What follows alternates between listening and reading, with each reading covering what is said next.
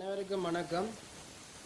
இன்று 6 கட்சிகள் சேர்ந்து கூட்டு தமிழ் கட்சிகள் என்ற அடிப்படையிலே கூட்டு சேர்ந்து தமிழ் மக்களுடைய இருப்பை கேள்விக்குறியாக்குவதற்காக காலத்துக்கு காலம் தங்களுடைய அரசியல் இயலாமையின் போது இவ்வாறான கூட்டு சேருவதாக சேர்ந்து தமிழ் மக்களுடைய இருப்பை இல்லாத ஒழிப்பதற்காகத்தான் இவ்வாறான கூட்டு சேர்ந்திருக்கிறார்கள் என்பதனை மக்களுக்கு நாங்கள் வெளிப்படுத்த வேண்டும் என்ற நோக்கத்துக்காகத்தான், அதற்கான கண்டனத்தையும் தெரிவிக்க வேண்டும் என்ற காரணத்துக்காகத்தான் இந்த ஊடக சந்திப்பினை ஏற்பாடு செய்திருக்கின்றோம். தமிழ் பேசுகின்ற மக்கள் அனைவரும் ஒன்றை புரிந்து வைத்துக் கொள்ள வேண்டும். கடந்த காலங்களிலே இவர்கள் கிழக்கு மாகாணத்திலே முஸ்லிம்களோடு கூட்டு சேர்ந்து கிழக்கு மாகாணத்தினுடைய தமிழ் மக்களுடைய இருப்புக்கே கேள்விக்குறியாகிய இருந்த நிலைகளில் மீண்டும் இவ்வாறான தமிழ் கட்சிகளுடைய ஒன்றிணைவு வடக்கு கிழக்கிலே இருக்கிற தமிழ் மக்களுடைய இருப்பை கேள்விக்குறியாக்கும்.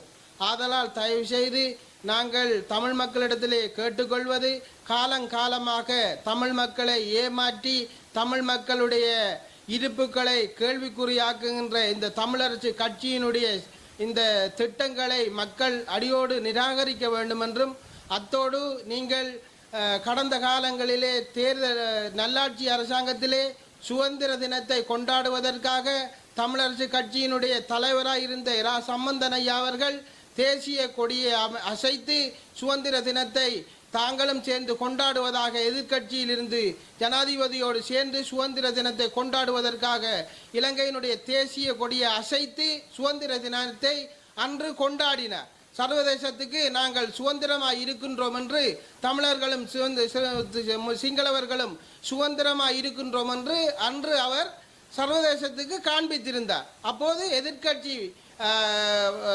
எதிர்கட்சிக்கான தலைமைத்துவம் அவருக்கு வழங்கப்பட்டிருந்தது சம்பந்தன் ஐயா அவருக்கு. அப்போது அவர்களுக்கான சொகுசு வீடும் வழங்கப்பட்டிருக்கின்றது.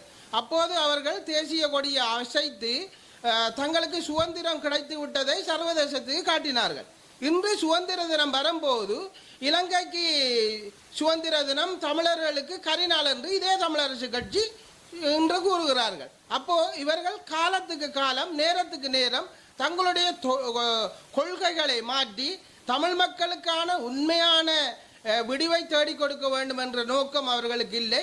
தங்களுடைய அரசியல் இருப்புக்காகவும் தங்களுடைய அரசியல் தேவைகளுக்காகவும் தங்களுடைய அரசியலுடைய காலகாலத்துக்கு ஏற்ற மாதிரி தங்களுடைய அரசியலிலே ஆசனத்தை தக்க வைத்துக் கொள்வதற்காகவும் தான் இவ்வாறான கூட்டு சேருவதும் இவ்வாறான கட்சிகள் ஒன்றிணைவதும் இவ்வாறான கட்சிகள் கூட்டு சேர்ப்பதும் என்று சொல்லிவிட்டு பின்னர் தேர்தல் முடிந்த பின்னர் ஆளால் ஒரு திசைக்கு சென்று வருவார்கள். சென்ற பின்னர் தமிழ் மக்களுடைய இருப்பு தான் கிழக்கு மாகாணத்திலே கேள்விக்குறியாக்கப்படுகின்றது.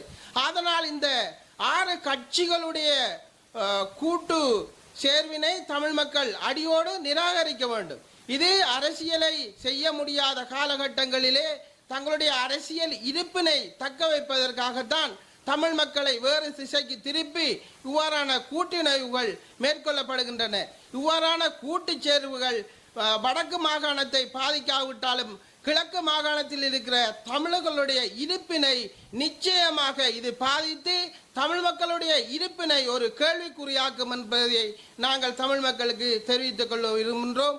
அத்தோடு காலங்காலமாக நீங்கள் இவ்வாறாக தமிழ் மக்களை ஏமாற்றி இந்த அரசியல் செய்யும் கேவலங்கட்ட பிழைப்பை நீங்கள் விட்டுவிட்டு விரைவில் உங்களுக்கான மக்கள் பதிலை தருவார்கள். உங்களால் அரசியல் செய்ய முடியாமல் விட்டால் நீங்கள் தயவு செய்து உங்களுடைய மூட்டி முடிச்சுகளை கட்டிவிட்டு நீங்கள் ஒரு ஓரமாக ஒதுங்கிருங்கள். நாட்டிலே படித்த வேலையற்ற பட்டதாரிகளும் நாட்டிலே புத்திஜீவிகளும் இருக்கின்றார்கள். இந்த தமிழரசு கட்சியை அவர்களுடைய கைகளிலே கொடுங்கள்.